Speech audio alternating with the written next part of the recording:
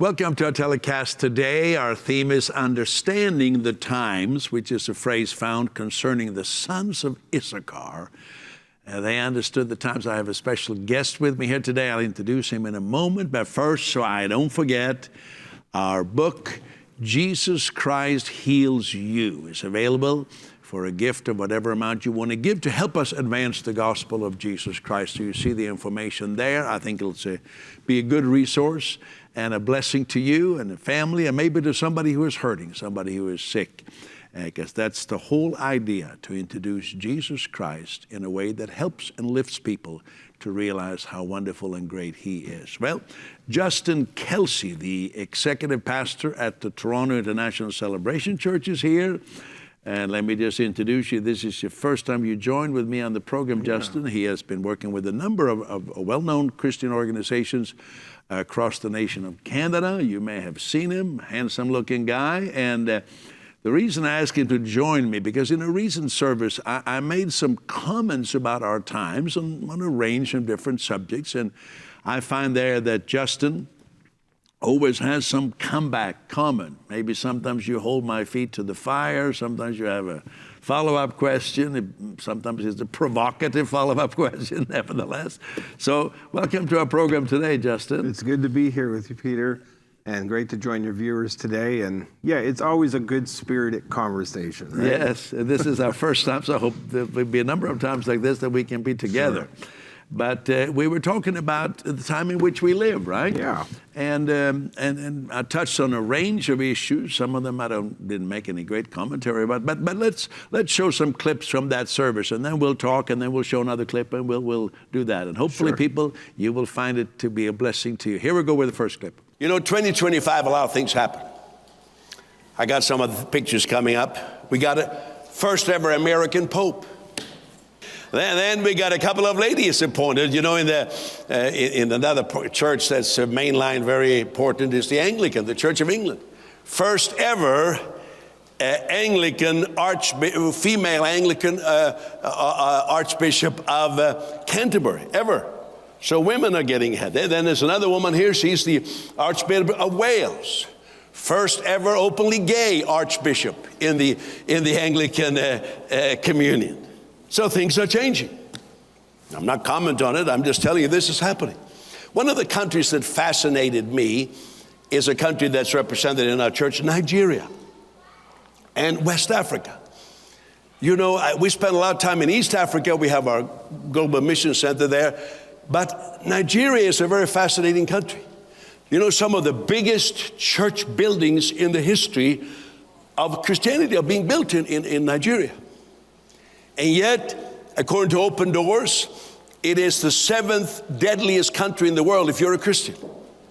You know, there was just some bombing. The U.S. military bombed some terrorist camps or whatever they were, Boko Haram, in northern Nigeria. And so you have this interesting situation. And you know, Nigerians are great people. How many Nigerians are here tonight? Let me see you. Wave. How many West Africans? That's Ghana and Sierra Leone and all those Congo. Come on, wave at me, all you West Africans. We talk so much about East Africa. I want to talk about you. You're some of the people, you know, in West Africa, they're aggressive for the Lord. Some of them are aggressive givers. No, I'm not taking another offering right now, but look at somebody and say, you're an aggressive giver. I mean, they give, well, you know, one of the largest offerings, one of the largest we ever received, that I ever received, was from West Africa. So I love you. I was there, you know, it's a few years ago now. I was there and became good friends with the person who later on became the vice president of the nation, who was a Muslim man. And so I've had good experience, but the country fascinates me. Big churches. And yet, according to most statistics, the Christian church is getting a little smaller all the time.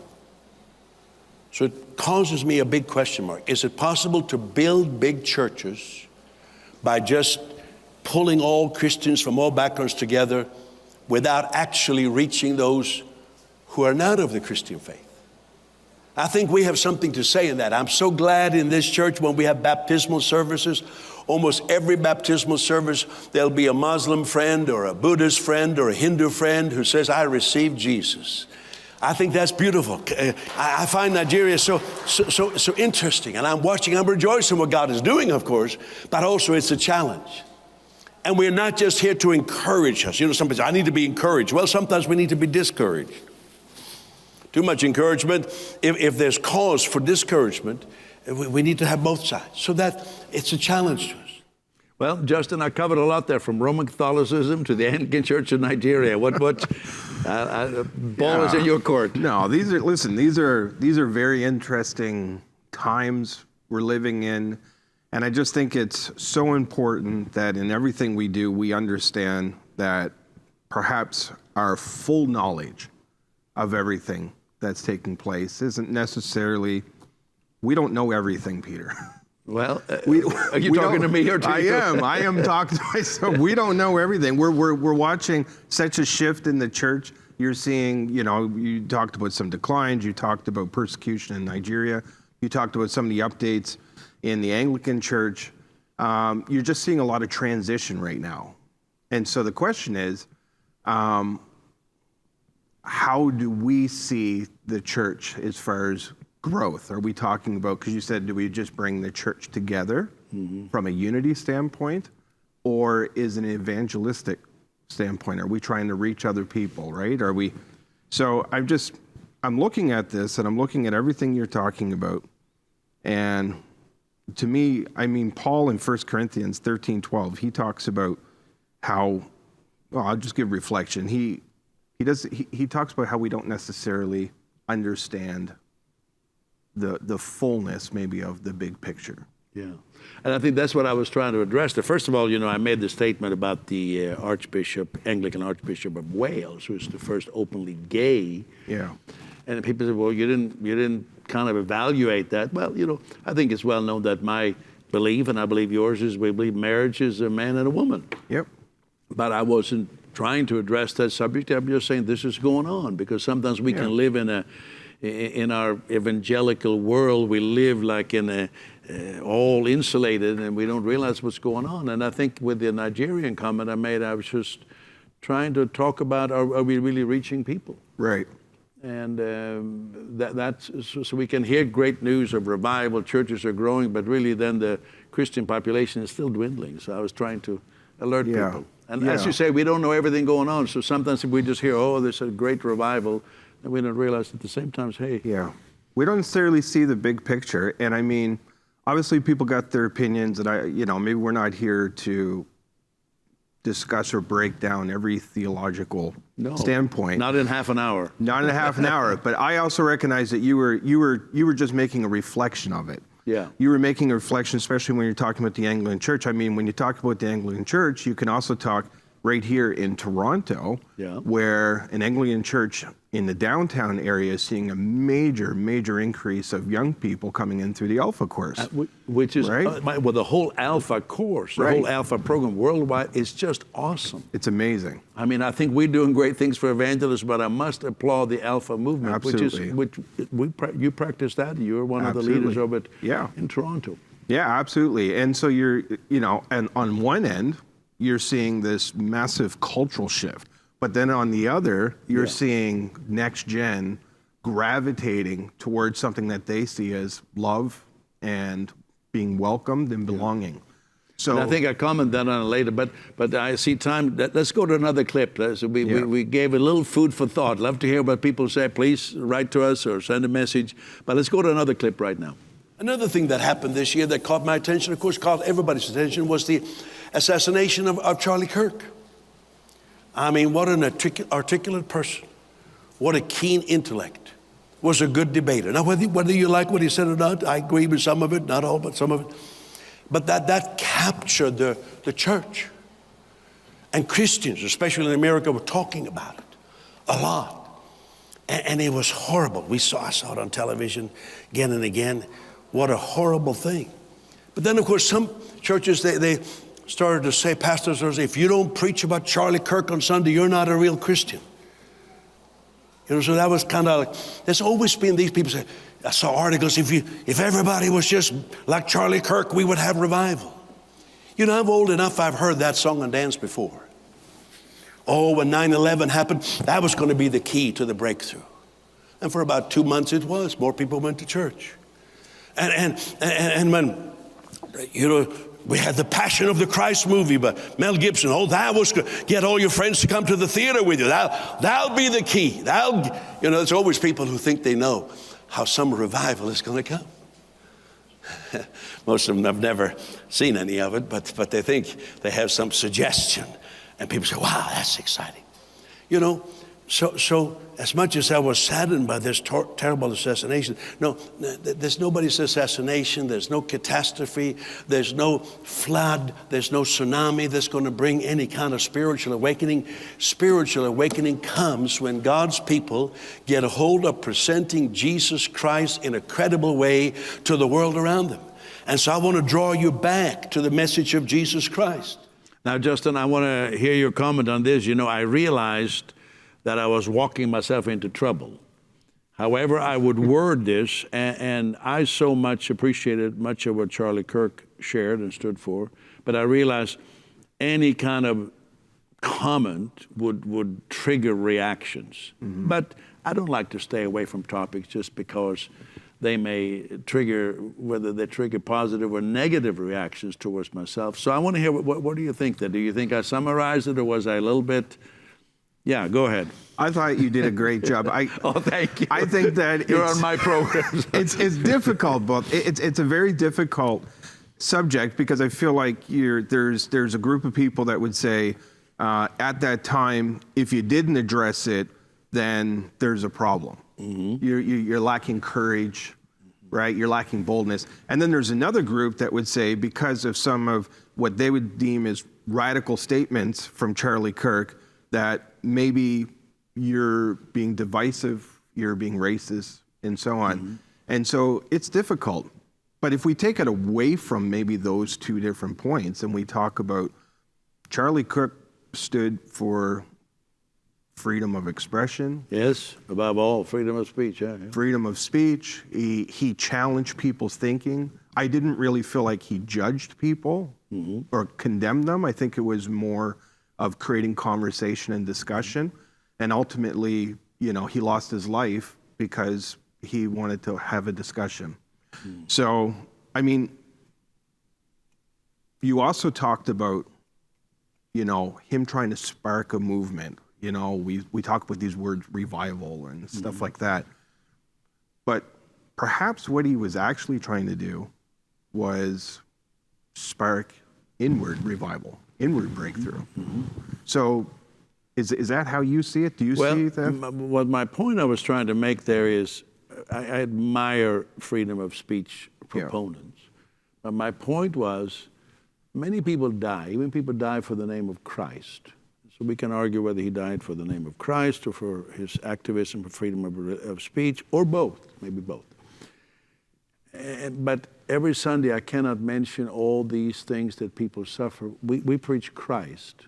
And that doesn't mean we think badly or negatively about anything. So that was my point, that sometimes we have false hope as Christians. We were thinking, I mentioned there, like, I remember when the Passion of the Christ movie was released, which was a great movie. Yeah. But that was going to somehow fill all the churches. And so, no, it is that each person needs a revelation of Christ. And as tragic as this Charlie Kirk happening was, that was my point. Yeah. But I appreciate your analysis of it. We have a little clip about this booklet. So let's go to that right now, and then we'll have some more clips about understanding the times. Go ahead. Do you need healing? Have you been praying for someone else who is hurting? Have you considered the healing love and power of Christ? In his book, Jesus Christ Heals You, Peter Youngren affirms that healings and miracles are not mysterious phenomena for only a few specially gifted intermediaries, but for everyone. This book contains many of the healing truths that he has taught to millions around the world. Not only Christians, but Muslims, Hindus, Buddhists, and secular people. You too can discover that Jesus Christ heals people also today. Get ready to encounter Christ, your healer.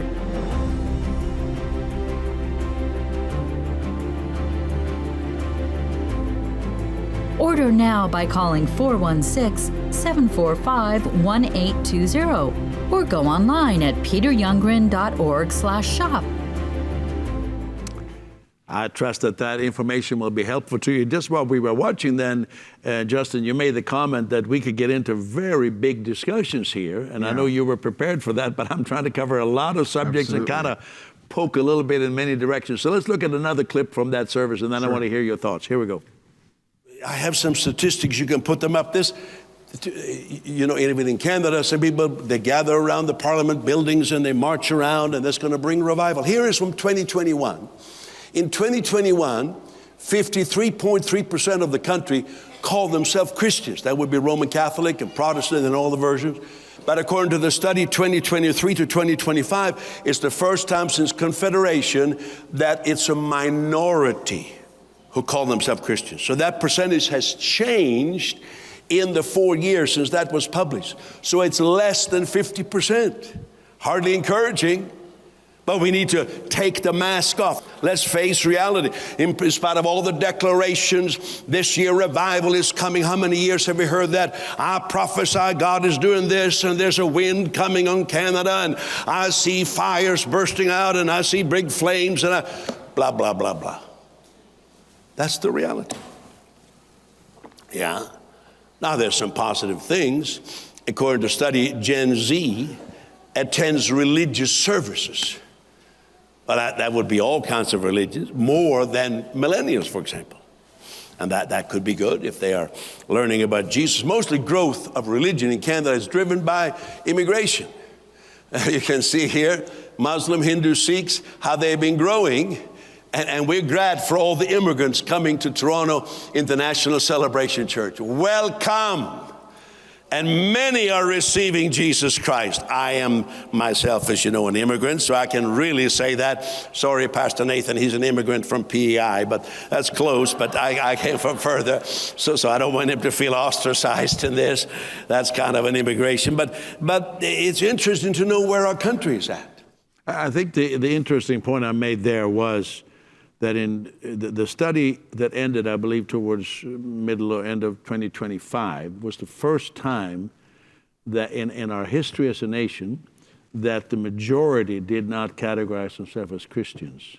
But what do you think when you hear me talk about it? Yeah, that's really interesting. It's, when we talk about Canada, last time I looked at these stats, I think British Columbia has the lowest number of people who identify as Christians, where Newfoundland, my mother was raised in Newfoundland, has the largest number of Christians dedicated, or people that at least that identify. Yeah. So you obviously made a lot of statements. We don't have a lot of time, but you made a lot of statements there about the decline. So some people would look at that, be very discouraged, where others would look at that and say, that's not defeat, that's an opportunity. And that's what I'm intending there. I'm trying to discourage, actually, for the purpose of what I call a holy dissatisfaction. Yeah. Holy dissatisfaction.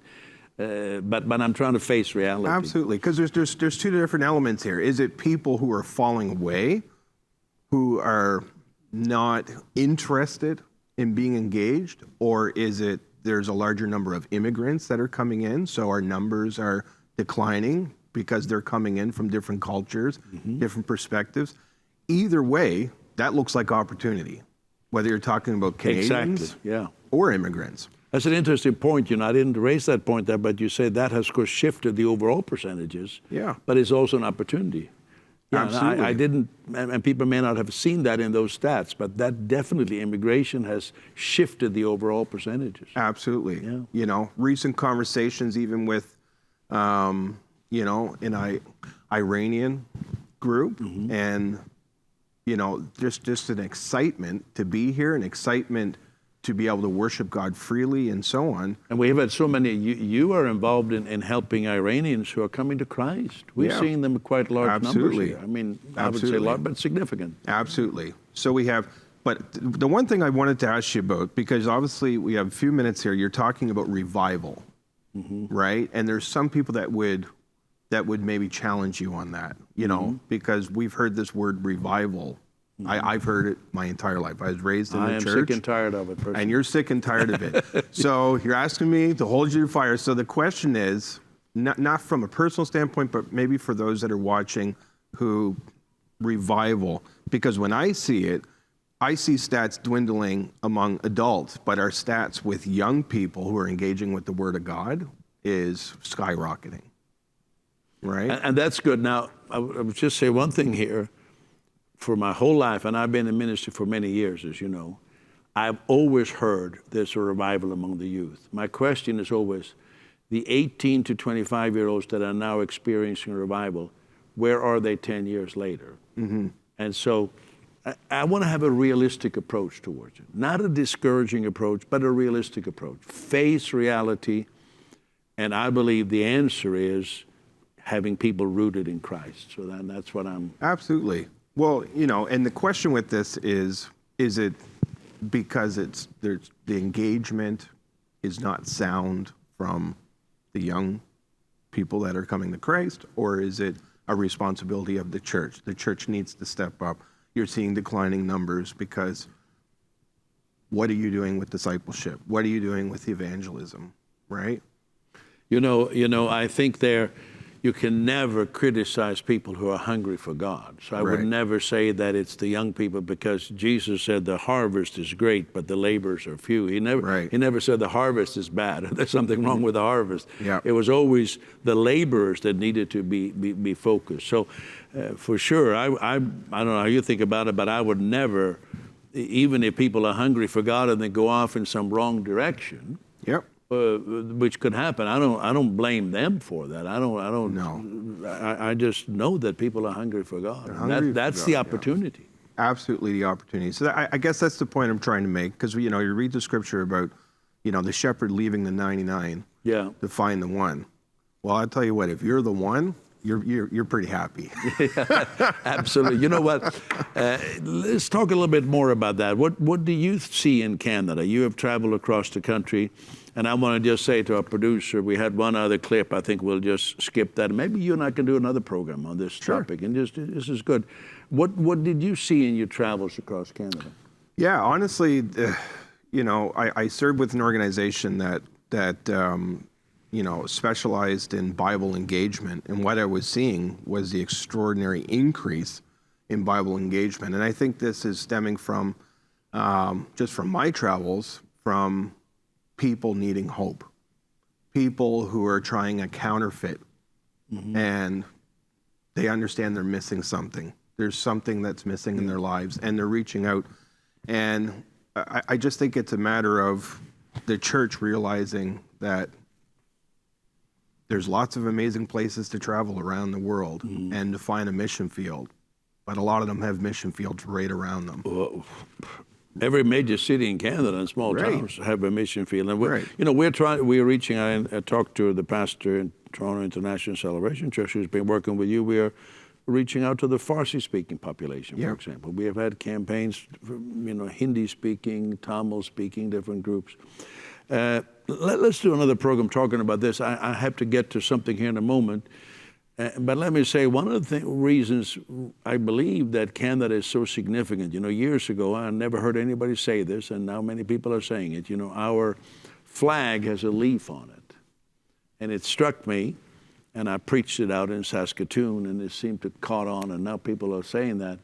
The book of Revelation said the leaves of the trees are for the healing of the nations. So I did believe that God, and I do believe that God is using Canadians to touch the world. And some of that world is right here. But I have a little clip how people can get involved, so let's watch that. In World Impact Ministries, VIP stands for Visionaries in Partnership. Believers who advance the gospel together, and it just takes $1 a day, $30 a month. Gospel campaigns reach millions who have never heard the name of Jesus. More than 17 million have received follow-up for new believers. Seminars train thousands of pastors to reach their own country. Social media and gospel television touches people around the world. The 2-year curriculum in World Impact Bible Institute campuses in Kenya, Tanzania, Myanmar, and Indonesia prepare students to be gospel workers. The VIP family honors Christ. The VIP family honors the immense value of every individual, regardless of culture or religion. Give $1 a day for the gospel. That's less than a cup of coffee or a small chocolate bar. $1 a day, $30 per month makes a huge difference. Others can give $42 or $84 a month, or whatever they purpose in their heart.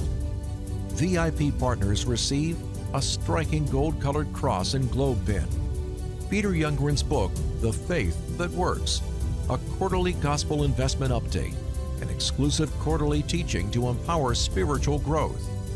To join the VIP family, participate in monthly automated giving through your bank account or your credit card. Go online now at give.peteryoungren.org or call 416-745-1820. Don't delay. You are needed.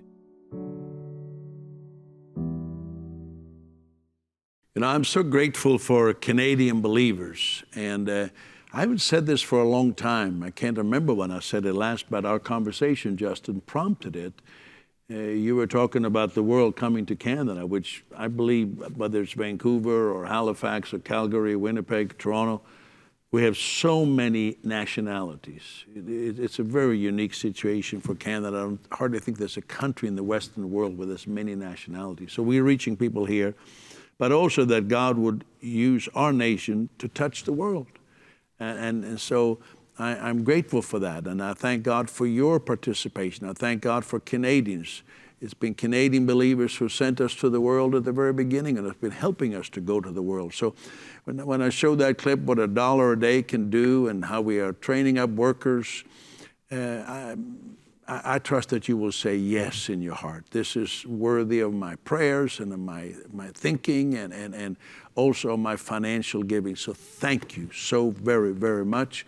And we are just, even as before I got onto the studio today, we were just talking to people in Madagascar where we're planning several campaigns coming up, and you are making that possible.